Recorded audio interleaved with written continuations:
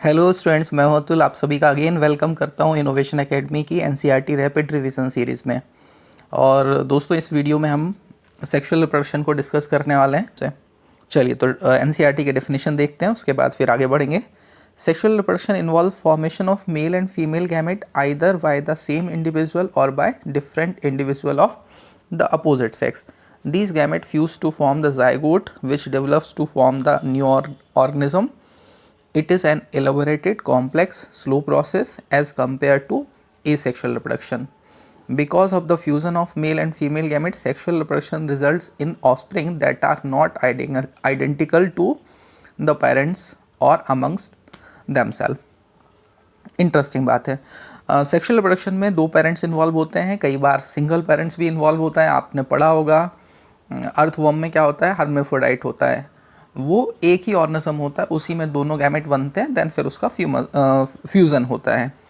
तो लेकिन फर्टिलाइजेशन तो इसेंशियल फीचर है। अगर सेक्सुअल रिप्रोडक्शन का कैरेक्टरिस्टिक फीचर देखा जाए तो वो फर्टिलाइजेशन ही है, जाइगोट का फॉर्मेशन ही है। दो डिफरेंट पेरेंट्स से जनरली आने वाले जो गैमेट्स होते हैं वो आपस में फ्यूज़ करते हैं, जाइगोट का फॉर्मेशन करते हैं, जाइगोट से न्यू ऑर्गेनिज्म का फॉर्मेशन होता है। सेक्सुअल रिप्रोडक्शन इलेबोरेटेड होता है, थोड़ा सा वास्ट होता है, कॉम्प्लेक्स होता है, स्लो होता है, ज़्यादा एनर्जी कंज्यूमिंग होता है। और चूँकि दो डिफरेंट पेरेंट्स से आए हुए गैमेट का फ्यूज़न होता है, इसलिए वेरिएशन भी होता है। और जो ऑफस्प्रिंग होते हैं वो एक दूसरे के आइडेंटिकल नहीं होते, इसका मतलब क्लोन का फॉर्मेशन नहीं होता है, उनमें वेरिएशंस होते हैं, सफिशिएंट वेरिएशन होते हैं।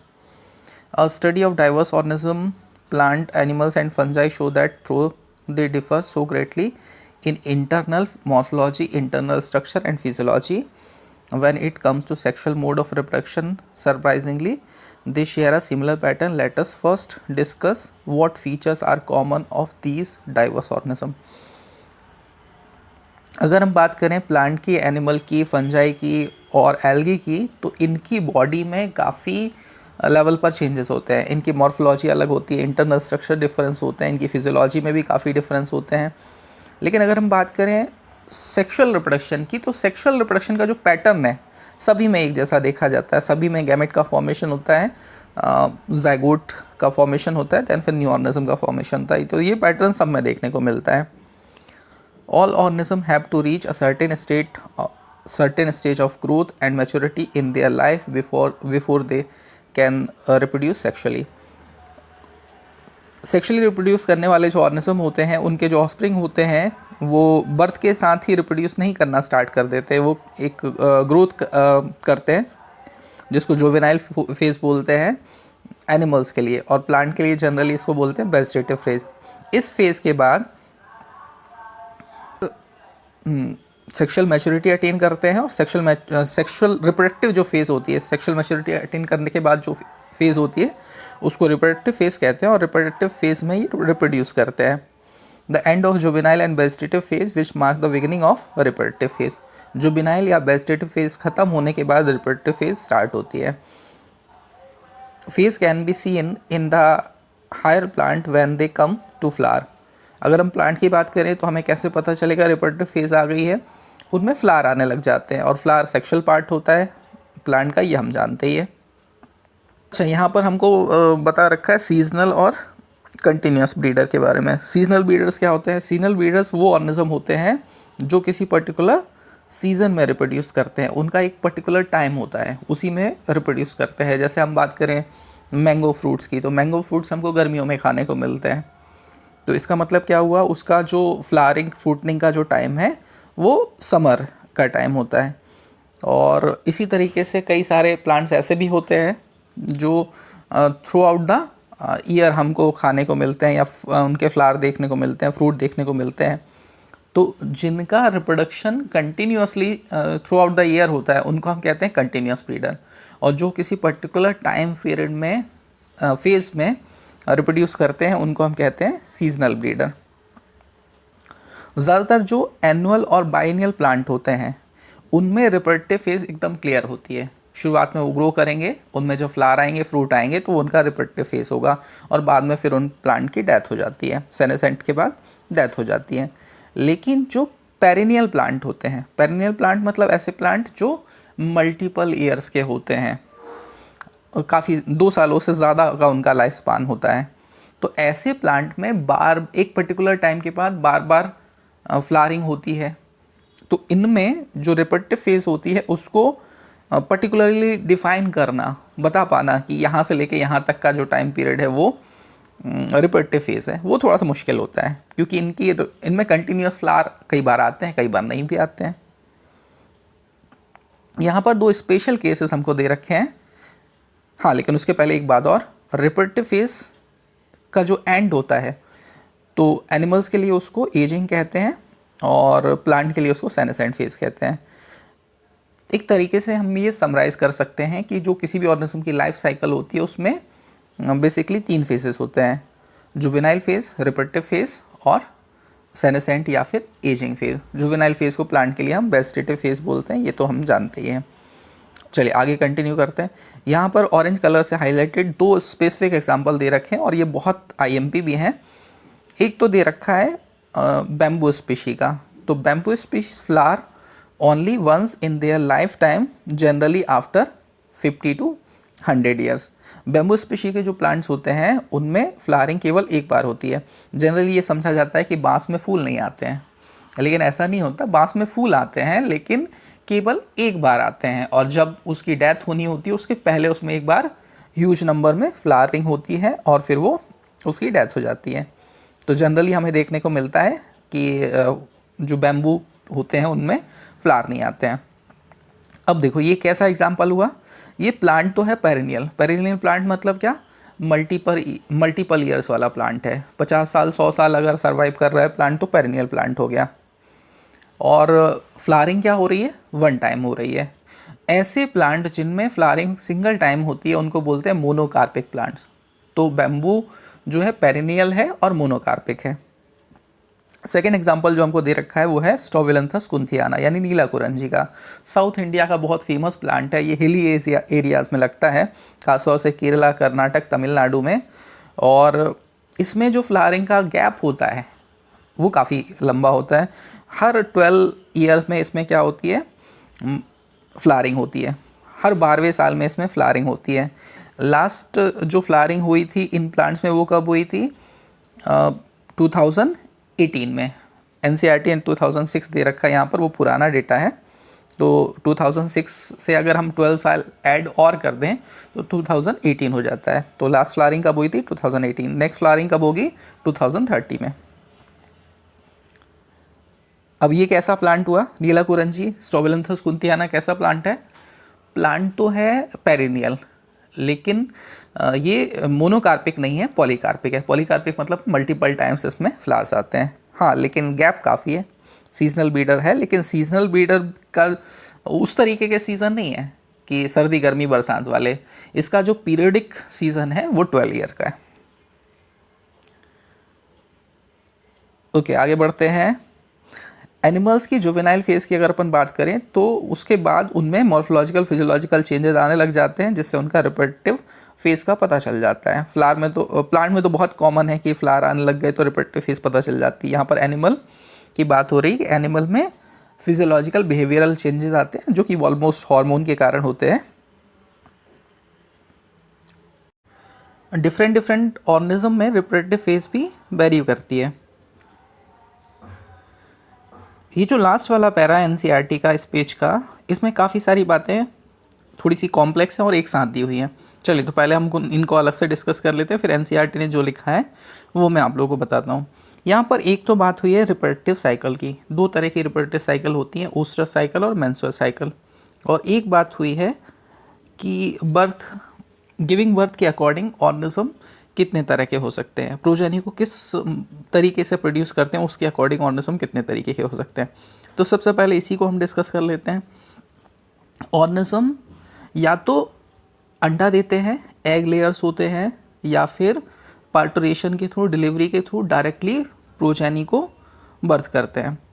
और एक और टाइप होता है जिसको हम बोल सकते हैं ऑर्गेनिज्म तो डेवलप अंडे के अंदर हो रहा है, लेकिन जब वो डिलीवर होता है तो ऐसा लगता है कि complete develop fully mature organism का डेवलपमेंट हो रहा है। तो इस तरीके से 3 कैटेगरी बनती है, फर्स्ट ओविपेरस, सेकंड विविपेरस और थर्ड ओवोविविपेरस। ओविपेरस वो ऑर्गेनिज्म होते हैं जो अंडा देते हैं और हैचिंग के प्रोसेस के थ्रू ऑस्प्रिंग बाहर आता है। ऐसा किस में होता है? तो फिशेस में, फ्रॉग्स में, कई सारे रेप्टाइल्स में और बर्ड्स में इस तरीके के एग्जाम्पल हमको देखने को मिलते हैं। ये सभी ओविपेरस होते हैं। इसके अलावा विविपेरस कौन होते हैं? विविपेरस मोस्टली मैमल्स होते हैं। मैमल्स भी 2 तरह के होते हैं, प्राइमेट्स और नॉन प्राइमेट्स। अगर हम बात करें प्राइमेट्स की, तो उनके अंदर एक स्पेसिफिक रिप्रोडक्टिव साइकिल होती है जिसको हम बोलते हैं मेंस्ट्रुअल साइकिल। और नॉन प्राइमेट्स की अगर अपन बात करें तो उनके अंदर भी एक रिप्रोडक्टिव साइकिल होती है जिसको हम बोलते हैं ऊस्टर साइकिल। अब ये दोनों साइकिल हमको अलग से डिस्कस करनी है। पहले हम बात कर लेते हैं विविपेरस ऑर्गेनिज्म की। विविपेरस ऑर्गेनिज्म वो होते हैं जो डिलीवरी के थ्रू, पार्टुरेशन के प्रोसेस के थ्रू ऑर्गेनिज्म को डिलीवर करते हैं, कंप्लीट मैच्योर ऑर्गेनिज्म को डेवलप करते हैं। इनमें मदर और बच्चे के बीच में, फीटस के बीच में एक प्लेसेंटल रिलेशन डेवलप होता है जिससे एम्ब्रियो को नरिशमेंट मिलता है, फीटस को नरिशमेंट मिलता है।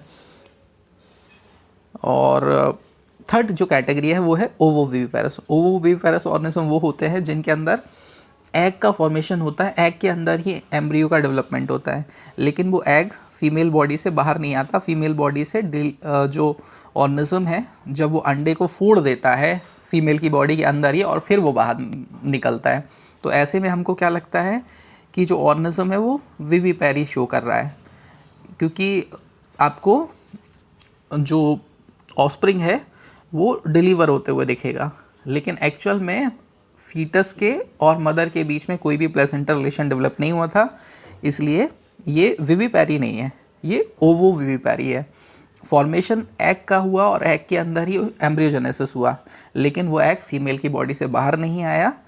उस एग के अंदर एम्ब्रियो के कंप्लीट डेवलपमेंट के बाद ऑर्गेनिज्म बॉडी से बाहर आया, इसलिए वो हमको विविपेरी जैसा लगता है। दोनों का कंबाइंड फॉर्म एक तरीके से ये होता है, इसीलिए इसको बोलते हैं ओवोविविपेरस। किन किन ऑर्गेनिज्म में देखने को मिलता है हमको? सबसे पहले तो विविपेरस की बात कर लेते हैं। विविपेरस काऊ में, शीप में, rat, dog, tiger, monkey, apps और ह्यूमंस, ये सभी क्या होते हैं? विविपेरस होते हैं।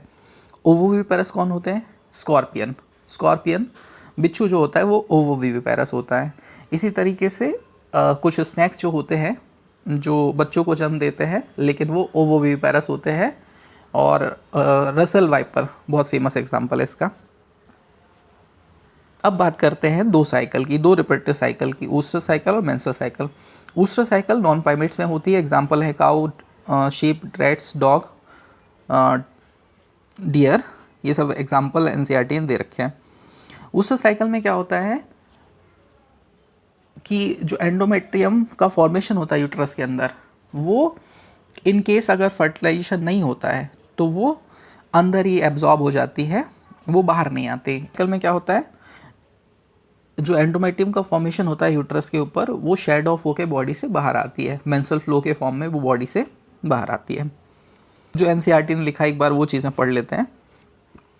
एनसीईआरटी लिख रही, among animal for example birds do they lay eggs all throughout the year or it is seasonal phenomena. What about other animals like frog and lizard? You will notice that birds living in nature lay eggs only seasonally. जो nature में birds होते हैं वो केवल seasonally क्या करते हैं? Reproduce करते हैं, अंडे देते हैं।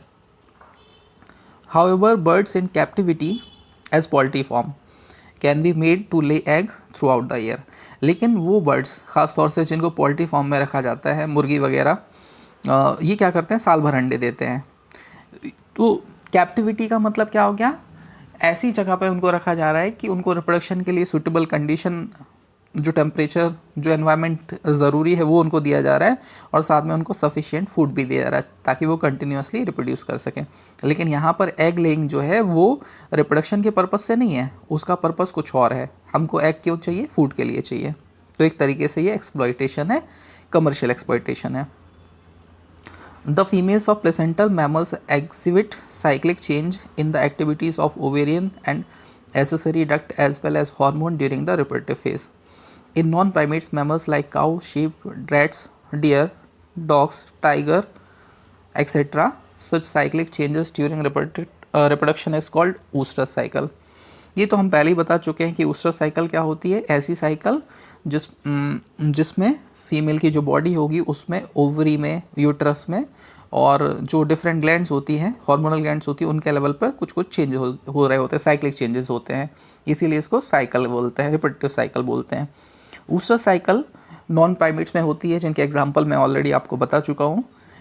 और इसका सबसे मेन फीचर क्या है कि ऊस्टर साइकिल जिन ऑर्गेनिज्म में होती है उनमें जो एंडोमेट्रियम का फॉर्मेशन होता है यूट्रस के अंदर, वो शेड ऑफ नहीं होती.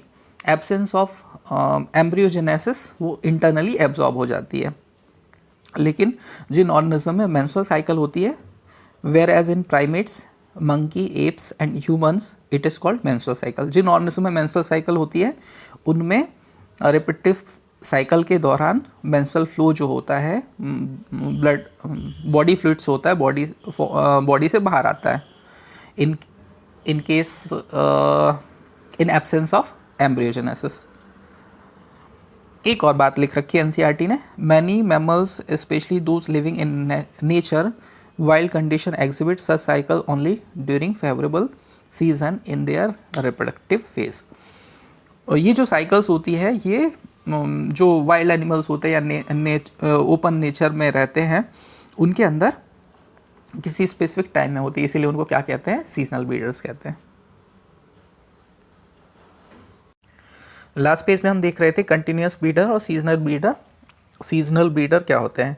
सीजनल ब्रीडर तो वो होते हैं जो किसी पर्टिकुलर टाइम पीरियड में अपनी रिप्रोडक्टिव साइकिल को कंप्लीट करते हैं और इनके जो बच्चे हैं वो, या फिर प्लांट की बात करें तो उनमें जो फ्लावर हैं, फ्रूट्स हैं, वो किसी पर्टिकुलर सीजन में आते हैं, उनको क्या कहते हैं, सीजनल ब्रीडर. लेकिन कुछ ऑर्गेनिज्म ऐसे भी होते हैं जिनकी reproductive cycle, reproductive phase through out the year regularly चलती रहती है, इनको क्या कहते हैं, continuous breeder. Human continuous breeder होता है.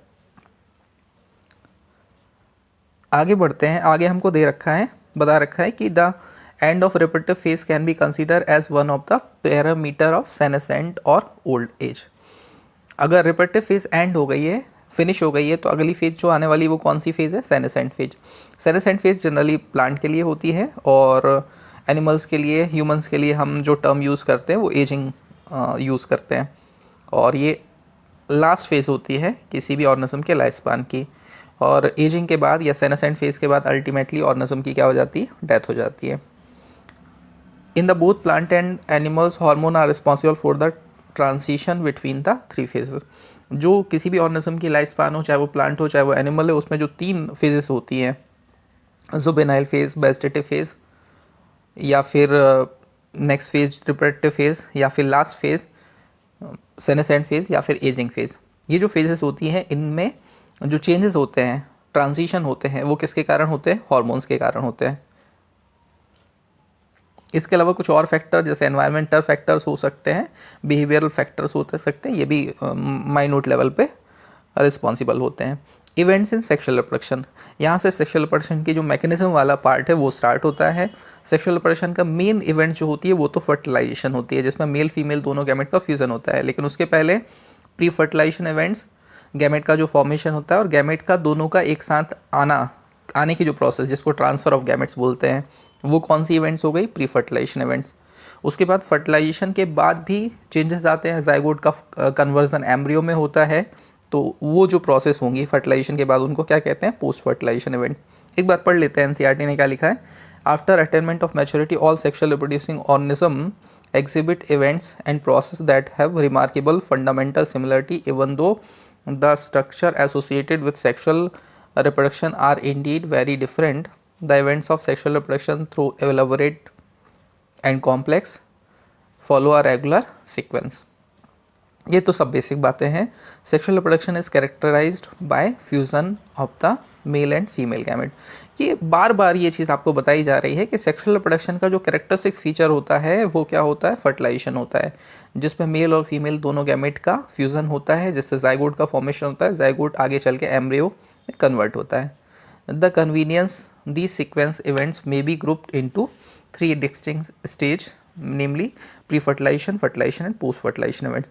ये सारी जो इवेंट्स हैं एक एक करके हमको डिस्कस करना है, लेकिन वो हम बात करेंगे नेक्स्ट वीडियो में।